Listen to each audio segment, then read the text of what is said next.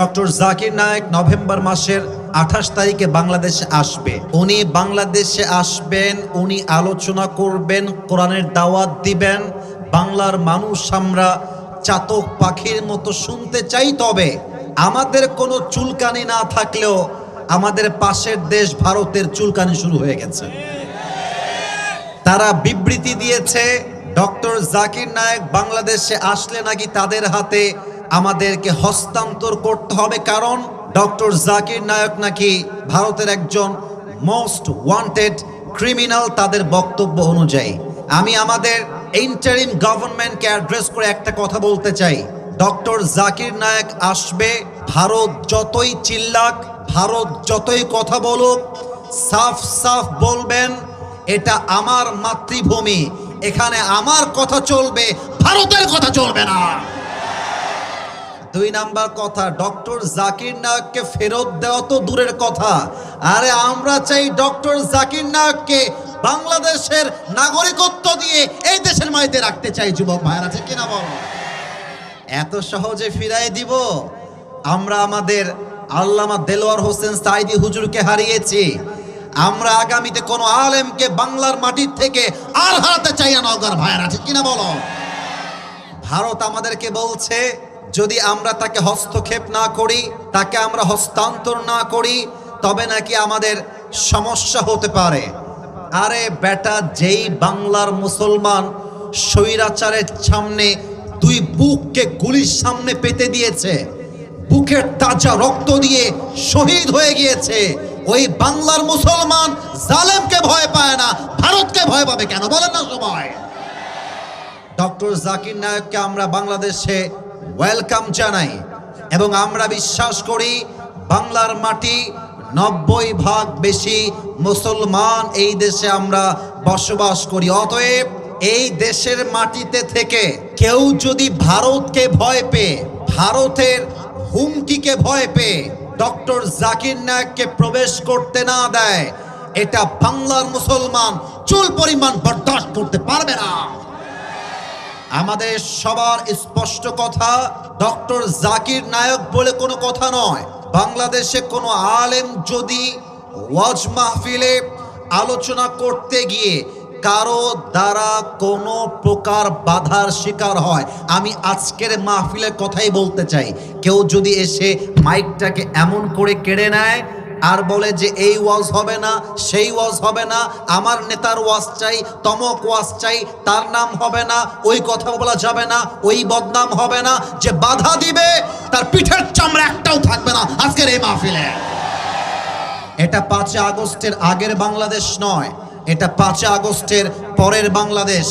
এই বাংলাদেশ ইসলাম দিয়ে চলবে, আগামীর সংসদ হবে ইসলামের সংসদ, আগামীর সংসদ হবে কোরআনের সংসদ, ঠিক কিনা বলেন? আল্লাহ যেন কবুল করে, পড়েন সবাই আমিন। আল্লামা সাইদি মাঝে মাঝে বলতেন, তোমরা যারা আমাদেরকে হক কথা বলার জন্য মৌলবাদী বলে গালি দাও, আমরা কিন্তু মোটেও রাগ করি না, কারণ মৌল আসছে মূল থেকে। দেখা যাক হাঁপানিয়ার ভাইদের গলার আওয়াজ আছে না মরে গেছে, লেটস চেক ইট। আমি একটু চেক করতে চাই।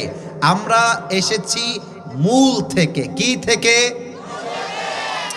দাঁড়িয়ে থাকা যুবকরা আওয়াজ তোমরা দাও নাই, I can't here your sound, আমাকে আওয়াজ দিতে হবে। আমরা এসেছি মূল থেকে। কি থেকে? এবার আপনারা গ্রামের মানুষ, আমিও গ্রামের ছেলে, বলেন তো গাছের আগায় শক্তি বেশি না গোড়ায়? আর একটু জোরে, আগায় না গোড়ায়? উনি বলতেন তোমরা থাকো গাছের আগায়, আমরা থাকি গাছের গোড়ায়। বাড়াবাড়ি বেশি করতে যেও না, বেশি বাড়াবাড়ি করলে 16 কোটি মানুষ মিলে গাছের গোড়ায় একটা ঝাঁকুনি মারবে, মামুর বাড়ি দিল্লি গিয়ে পড়বা, দিল্লি গিয়েই তারা পড়েছে। অতএব আগামীতে ভারতের দালালি করে এই বাংলার মাটিতে কাউকে টিকতে দেওয়া যাবে না। তুই হাত তুলে বলো ঠিক কিনা?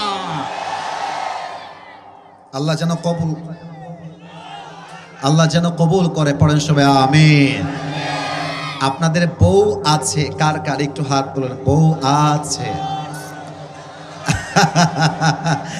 বউ আছে, আচ্ছা হাত নামান। অনেকের বউ আছে আজকের মাহফিলে। এত বউওয়ালা মানুষ আগে কোনো মাহফিলে আমি দেখি নাই। এবার আমার সিঙ্গেলদের পালা, হতভাগাদের পালা, যাদের বউ নাই, সিঙ্গেল নাই, একটু হাত তোলো। ক্যামেরাম্যান জলদি ফোকাস করো। কারো বউ নাই? এ আমি বিশ্বাস করি না। হাত নামাও, হাত নামাও। আল্লাহ সবাইকে দিনদার নেককার বউ দিয়ে দিক, পড়েন সবাই আমিন। আমার ওয়াজে সেই দিন আমি জয়পুরহাটে বলছিলাম, যার জীবনে বউ নাই তার জীবনে কিছুই নাই। আর শীতকালে আমাদের যুবকদের শীত দূর হবে কম্বল দিয়ে নয়, ল্যাব দিয়ে নয়, একমাত্র বউ দিয়ে শীত দূর হবে। আব্বা বোঝে না রে, আব্বা বোঝে না। আব্বা বলে যে নিজের পায়ে দাঁড়িয়ে বিয়ে করতে হবে। আর আমি বাবাদেরকে দোষ দিতে চাই না। আজকালকার বেশিরভাগ মেয়েরা এইটা ছাড়া বিয়ের পিড়িতে বসতেও চায় না। আর টাকা পেলে, সরকারি চাকরি পেলে অনেক মেয়েরা দেখবা বুইরা টাকলার সাথেও বিয়ের পিড়িতে বসে যায়। এরকম মেয়ে তো বাংলাদেশে নাই। আর নাই রে ভাই, থাকলে আল্লাহ হেদায়েত দান করে, পড়েন সবাই আমিন।